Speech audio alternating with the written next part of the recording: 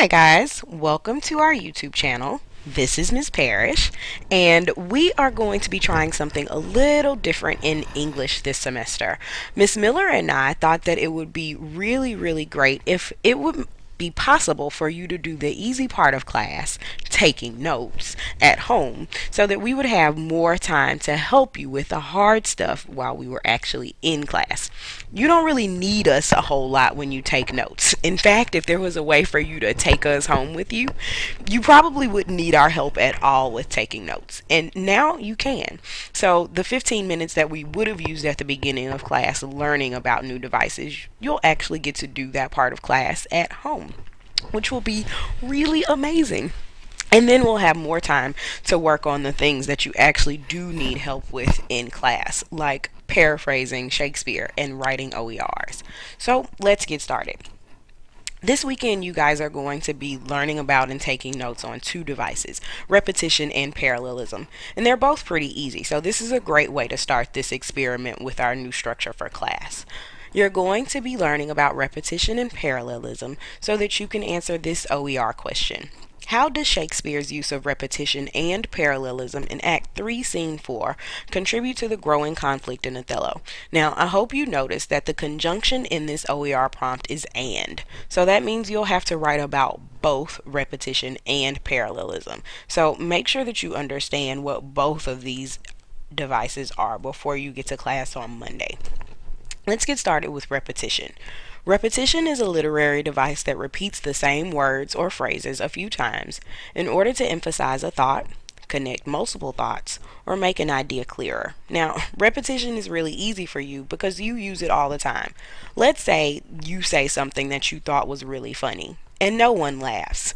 You're probably going to say your joke again. Repeat it because you want to emphasize the fact that it was really funny and you want people to laugh. Well, writers do exactly the same thing when they want to emphasize an idea. They repeat themselves. There's a really classic example of repetition in Dr. Martin Luther King's I Have a Dream speech. He repeats the phrase, I have a dream, more than 10 times because he wants to emphasize for his listeners what he believes his ideal America is. So let's listen to a piece of this speech so that you guys have a clear example of what repetition is and how it works. So even though we face the difficulties of today and tomorrow, I still have a dream. It is a dream deeply rooted in the American dream. I have a dream that one day this nation will rise up and live out the true meaning of its creed. We hold these truths to be self-evident, that all men are created equal.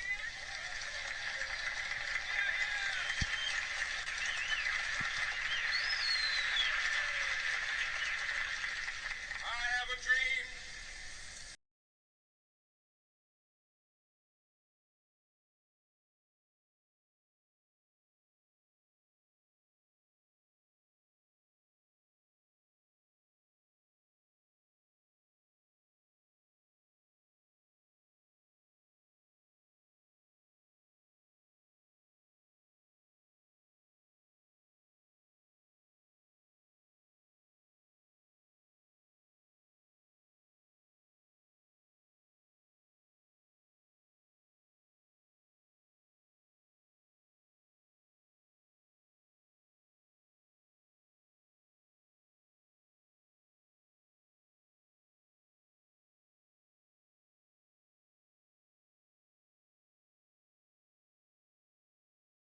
I have a dream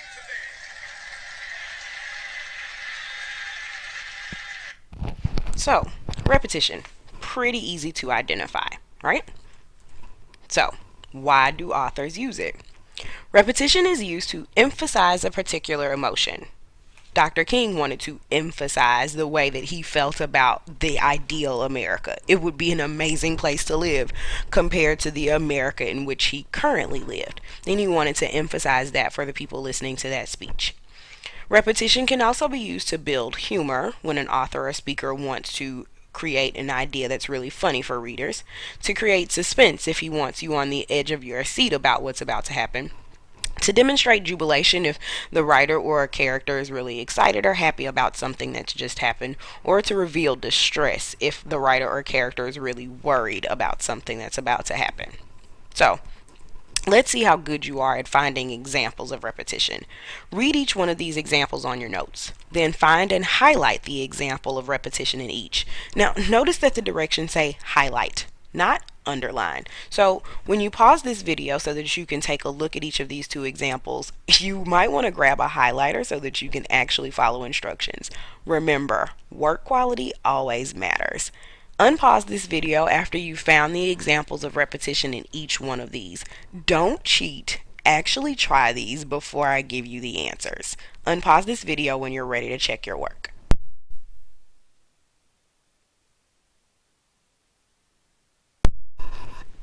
Alright, let's see how you did. The man who stood on sidewalks, who stood facing streets, who stood with his back against store windows or against walls of buildings, never asked for money, never begged, never put his hand out. Did you notice that there were actually two examples of repetition in this excerpt from Sophistication? The first is the repetition of the words who stood to demonstrate things that the man really did or actually did. And then the repetition of the word never to juxtapose the things that he did with things that he never did. I hope that you found both of those examples. If you did, great job. Let's take a look at this second example, which comes from a really old movie called Weird Science. I want her to live. I want her to breathe. I want her to aerobicize. Did you find the words I want her to repeated 3 times? Of course you did. Now, this movie was a satire, a comedy that made fun of the idea of Frankenstein. And so repetition was used by the speaker here in order to build humor. Now, let's take a look at our second device. It's a lot like repetition, but it's a little bit different. Parallelism is the repetition of grammatically balanced words, phrases, or clauses. Writers repeat the same structure within a sentence, not using the same words, like with repetition, but using the same grammatical components. Now, that might not make a whole lot of sense right now, so let's take a look at an example of parallelism. These are the 5 core values of Yes Prep Public Schools. Yes Prep exists to grow humble leaders, drive visionary change, achieve jaw-dropping results, build transformative relationships, and create life-changing opportunities. Now, these 5 core values are an amazing example of parallelism. They've got all of the classic traits. First of all, did you notice that each one of the core values is exactly 3 words if you count those hyphenated phrases as 1 word?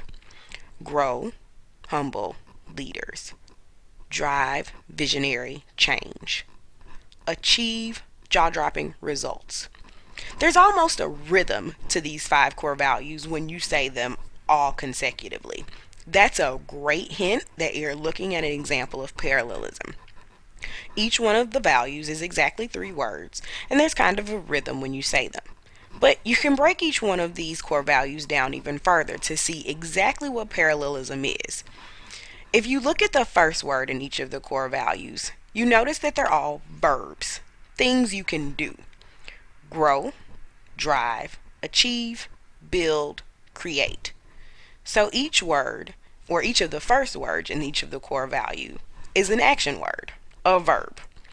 The second word in each of the core values is an adjective or an adjective phrase, a word or a phrase that you could use to describe something or someone. Humble, visionary, jaw-dropping, transformative, life-changing. The last word in each of those 3 word core values is a plural noun. Leaders, change, results, relationships, opportunities. Each one of the core values repeats the same grammatical structure. Verb, adjective, noun. Verb, adjective, noun. So parallelism is like repetition, but instead of repeating the exact same word, you're going to repeat the same part of speech. So, why do writers use parallelism? Parallelism helps to connect emotions, feelings, or ideas. So, by using parallelism to create its core values, Yes Prep has connected all of these ideas as things that they find important. These are the reasons that we exist, and we believe that all of these things work together in some way to produce some great end result.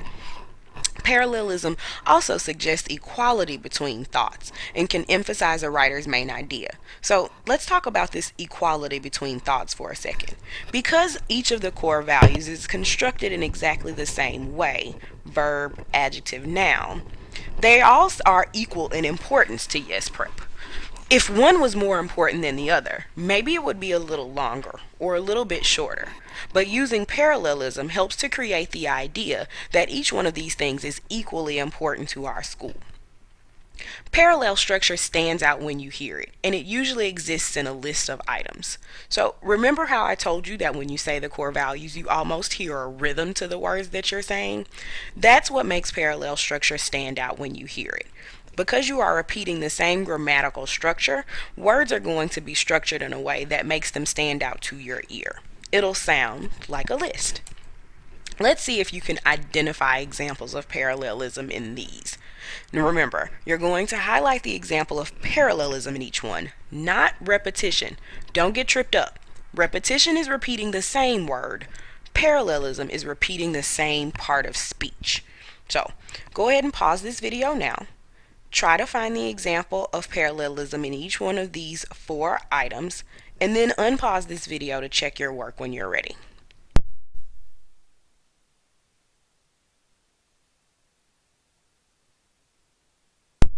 Ready to see how you did? Alright, let's go for it. Like father, like son. Did you highlight the words like here? I hope not, because if you did, you got stumped. Like is an example of repetition here. You were looking for the words father and son because those are the 2 words that repeat the same grammatical structure. Father and son are both nouns, and they're both relatives, a person you can be in the context of a family. That's the example of parallelism here. Let's take a look at number 2. Easy come, easy go. I hope you didn't highlight the words easy here because again, that's an example of repetition. You were looking for the words come and go for 2 reasons. First, they're both verbs, things that you can do. And even better, they're both opposites. You come where you go. That's a great example of parallelism. Let's look at number 3. Whether in class, at work, or at home, Shasta was always busy. You should have highlighted the words in class, at home, or at work, because those are 3 prepositional phrases that all show places that Shasta can be.